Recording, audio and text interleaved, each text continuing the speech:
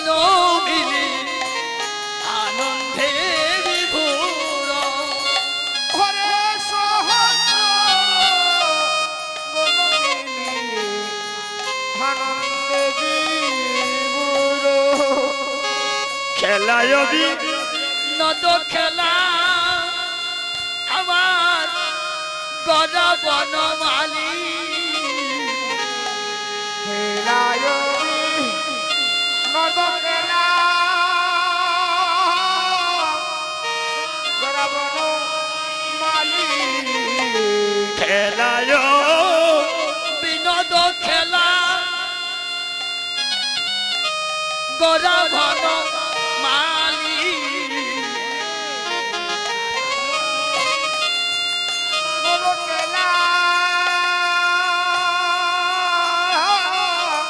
হরে আমার গরা বনমালী। ওরে বলিল বিহার করে বকত মন্ডন।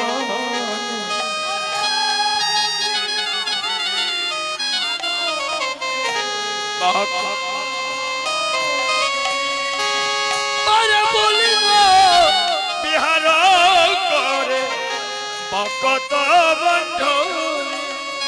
হরে পুলিন বিহার করে ভকত মণ্ডলী। শিরোধনীর তীরে আজি গৌর কিশোর সহচর গণমিলি আনন্দে বিভোর। আজ সচিরনন্দন গৌর হরি শিরোধনীর তীরে নৃত্য করছে, খেলা করছে। মহাপ্রভুর আগমনী বেলায় একটা সংবাদ পাঠাইলেন, কলি যুগে শ্রীকৃষ্ণ চৈতন্য অবতার।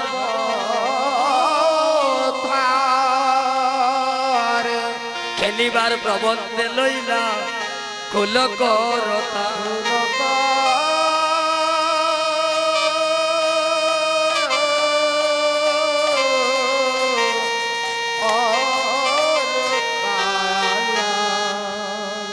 এবার মহাপ্রভু খেলার যন্ত্র নিলেন, কুল করতা।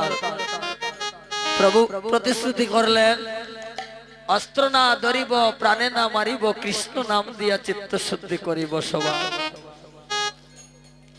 সত্য ত্রেতা দাপরে যুদ্ধ করেছি, অস্ত্র ধরেছি, অসুর নিধন করেছি, ধর্ম স্থাপন করেছি, সাধুদেরকে রক্ষা করেছি। এই কলিযুগে অস্ত্র ধরব না, প্রাণেও মারব না, কৃষ্ণ নাম দিয়া চিত্ত শুদ্ধি করিব সবাই।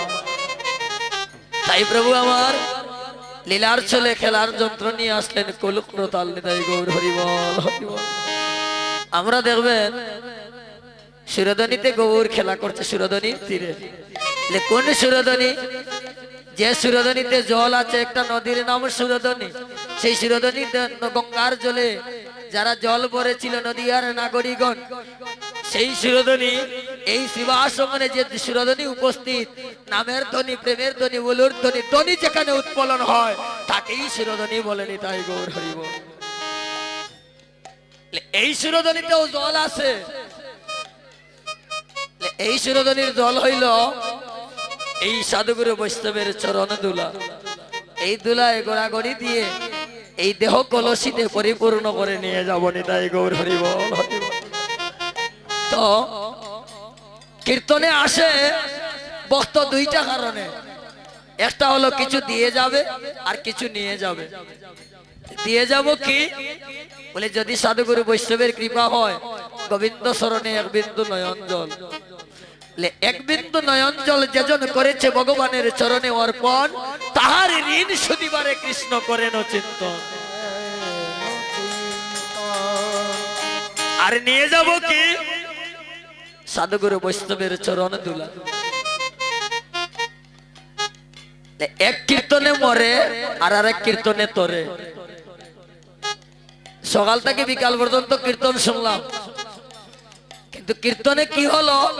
কীর্তন শব্দের একটা অর্থ হলো যাহা শ্রবণে চিত্ত দর্পণ মার্জিত করে, ও চৈতন্য মনে চৈতন্য প্রেমের প্রকাশ ঘটায় যে রতন, তার নাম হচ্ছে কীর্তন। দেখবেন সারা রাত্র রামায়ণ কীর্তন শুনলেন, এক ঘরে 60 জন সারা রাত্র রামায়ণ শ্রবণ করে বাড়িতে গিয়ে সকালবেলা একজন জিজ্ঞেস করছে বাকি 3 জনের কাছে, ওগো কালকে যে কীর্তন শুনলাম, রামায়ণ গান শুনলাম, সীতা কার বাপ গো? তাহলে সারা রাত্র কীর্তন শুনে কি হলো? তাইলে কীর্তনটা শুনতে হয়, যে কেউ কীর্তন করো, কীর্তনটা শুনতে হয় প্রাণ দিয়ে। নববিধা ভক্তির মধ্যে সর্বশ্রেষ্ঠ হলো হরিনাম সংকীর্তন। ভজনের মধ্যে শ্রেষ্ঠ নববিধা ভক্তি, কৃষ্ণ প্রেম, কৃষ্ণ দিতে ধরে মহাশক্তি, তার মধ্যে সর্বশ্রেষ্ঠ হরিনাম সংকীর্তন। আর নিরপরাধ নাম নিলে হয় প্রেমধন।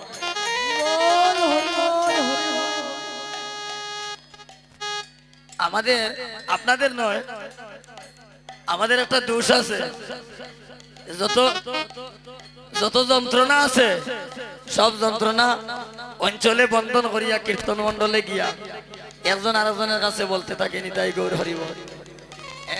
কিন্তু একটা সেকেন্ডের জন্য এই যে মন্ডলী দেখছেন, আস্তে আস্তে কীর্তন মন্ডলী কৌতূহলে এই মন্ডলীর একটা কৌতূহল আছে, না বুঝিয়া বর্ত করে আর সারাদিন উপাসে মরে। কীর্তন মন্ডলী কৌতূহলে, বলে মন্ডলী শব্দের অর্থ কি? যেখানে বসিলে মানবের মন ডুলে না। ত্রেতা যুগে পুলস্তমণি তীর্থ ভ্রমণে গিয়েছিলেন, গিরিরাজকে স্কন্ধে করে নিয়ে গেলেন। গিরিরাজ বললেন, দেখো আমাকে যদি কোথাও রাখো আমি কিন্তু সেখানে স্থাপিত হয়ে যাব, সেখান থেকে আর যাব না। তীর্থ ভ্রমণ করতে করতে বৃন্দাবনে গিরি গোবর্ধনে যখন গেলেন, মনোরম স্থান দেখে মাথা থেকে নামিয়ে রাখলেন। তীর্থ পরিক্রমা করে আবার যখন তুলতে চাইলেন, আর গিরিরাজ উঠলেন না, স্থাপিত হয়ে গেলেন। আমি তোমার সঙ্গে কথা দিয়েছিলাম, আমাকে যেখানে মাথা থেকে নামাবে আমি সেখানে স্থাপিত হয়ে যাব, আমি আর যাব না। পুলস্তমণি অভিসম্পাত করলেন, তুমি তিল তিল হয়ে ক্ষয় হয়ে যাবে নিতাই গৌর হরি বল। সেই গিরি গোবর্ধনে ব্রজবাসীরা ইন্দ্রের পূজা দিচ্ছে। কৃষ্ণ জিজ্ঞেস করলেন, ও ব্রজবাসীগণ তোমরা কার পূজা দিচ্ছ? বলে আমরা দেবরাজ ইন্দ্রের পূজা দিচ্ছি। অব্রজবাসীগণ আমার কথা লও, একটা কাজ করো, এই ইন্দ্রের পূজা না করে তোমরা যদি ওই পর্বতের পূজা করো, পর্বত চাইলে তোমাদেরকে অনেক ভালো কিছু দান করতে পারে নিতাই গৌর হরি বল। আমাদের একটা আঞ্চলিক কথা আছে, জঙ্গলে মঙ্গল, পাহাড়ে অনেক দৈব সম্পত্তি আছে, যদি পর্বত চায় তোমাদের অনেক কিছু দিতে পারে। কৃষ্ণের কথা শুনে ব্রজবাসীরা ইন্দ্রের পূজা ছেড়ে দিয়ে পর্বতের পূজা শুরু করলো। ইন্দ্র তৃপ্ত হয়ে 7 দিন 7 রাত্র একাধারে বজ্রবৃষ্টি করতে লাগলেন। ব্রজবাসীরা ভগবান কৃষ্ণ বাম হাতের কনিষ্ঠ আঙ্গুলে গিরি গোবর্ধন তুলে ধরলেন, আর ব্রজবাসীদেরকে বললেন আমার ছত্রছায়ায় আসো নিতাই গৌর হরি বল। সকল ব্রজবাসীকে গিরি গোবর্ধনের নিচে এনে ইন্দ্রের হাত থেকে বাঁচিয়ে দিলেন, আর ইন্দ্রকে বললেন, ইন্দ্র আমার একজন কৃষ্ণ ভক্তের গায়েও যেন তোমার বজ্রাঘাতের আসর না লাগে নিতাই গৌর হরি বল।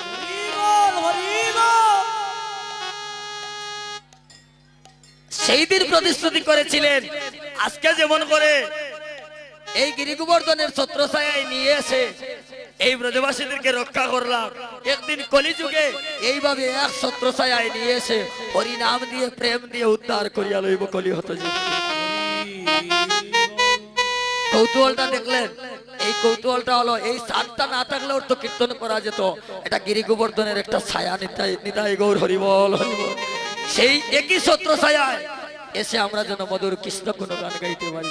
এই মন্ডলীর ভেতরে বসে যদি কেউ একজন আরেকজনকে এই কথাটা জিজ্ঞেস করে যে ও ভাই কেমন আছো, সে সেবা অপরাধী হবে। কারণ এখানে সেবা চলছে, প্রসঙ্গ সেবা।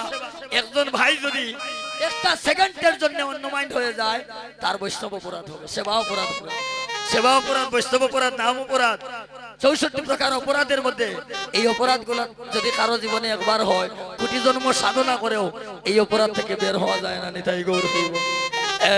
সাহিব তো তাই তো বললেন সাধু সাবধান, সাধুকে সাবধান করছেন এই সিংহাসনে বসে যেন মধুর কৃষ্ণ গান শুনতে মন দেহ মন প্রাণ যেন গোবিন্দ স্মরণে আত্মনিবেদন থাকে, যেন ভগবানের কথাকে যেন হৃদয়ে হৃদয়ে অঙ্গম করতে পারি। আজকে গৌরহরি সুরধনির তীরে খেলা করছে। কি খেলা খেলছে? আমার ছেলে আপনার ছেলে যে খেলা খেলে ওই খেলা খেলছে না। আমরা দেখবেন একটা হাতে আর একটা মাটিতে একটা দিয়ে আর একটার মধ্যে বাড়ি মারি। আমাদের খেলা হলো ওইটা যদি কারো কপালে পড়ে একটার উপরে আর একটা দায় লাগবে। আমাদের ছেলেরা এই খেলা খেলে, কিন্তু গৌরহরি যে খেলা খেলছে জগতের মঙ্গলের জন্য নিতাই গৌরহরি বল হরি। কেমন খেলা? গৌরহরির খেলাটা কি? খেলে হরি নামের খেলা, হরি নামের খেলা, হরি বল বলা, হরি নামের খেলা, দুলাই গোড়া গড়ি যাওয়া, হরি নামের খেলা, দুলাই গোড়া গড়ি যাওয়া,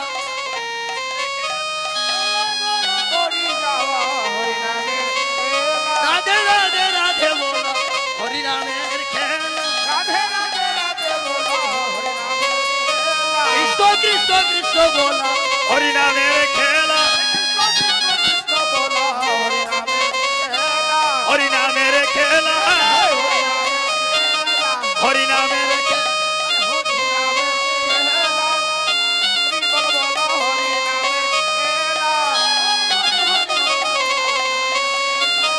হরি বল হরি নামের খেলা,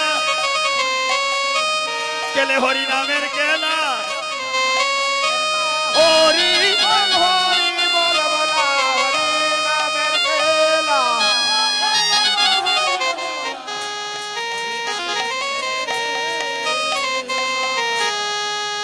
দিবা অবসান দেখি ঘরেতে চলিলা,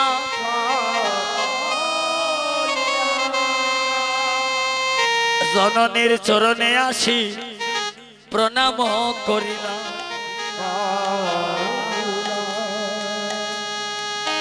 গগনের অধিক বেলা দর্শন করে গৌরহরি করে এসে মায়ের চরণে বন্দনা করছে।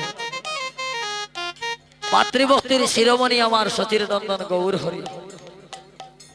তাই দিবা অবসান কালে আপনি করিম বাপ ভক্তি অঙ্গীকারে, আরে চারি মা ভক্তি দিয়া নাচাব ভুবনে। এবার নিজেও নাচবো আর জগৎকেও নাচাবো। নিজে না করিলে কর্ম কাউকে শিখানো না যায়, আপনি আচরিয়া ধর্ম জীবের শেখায়, সেই সে সিদ্ধান্ত গীতা ভাগবতে গায়। তাই গৌরহরি আমার নিজে আচরণ করে দেখিয়ে দিচ্ছেন। দিবায়ব সান দেখি,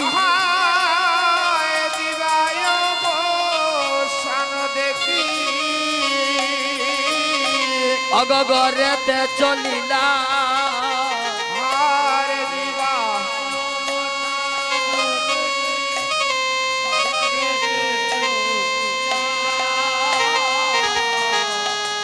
অগজননী শরণে আসি প্রণাম করিলা, হরে জননী চরণে আসি প্রণাম করিলাম, হরে জননী চরণে আসি প্রণাম করিলা,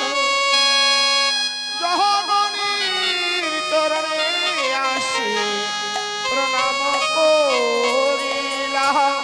হায় রে আমার সচির নন্দন, হরে হায় রে আজি মাতৃ চরণ করিলেন বন্ধন। হায় রে আমার সচির নন্দন,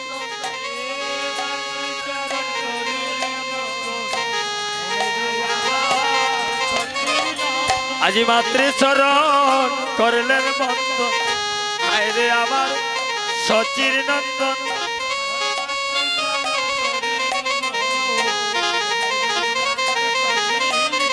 হায় রে আমার সচির নন্দন, মাতিনি চরণ করিলেন বন্দনে হায় রে আমারে সচির নন্দন ওরে মাতৃ চরণ করিলেন বন্দন হায় রে আমার সতীর নন্দন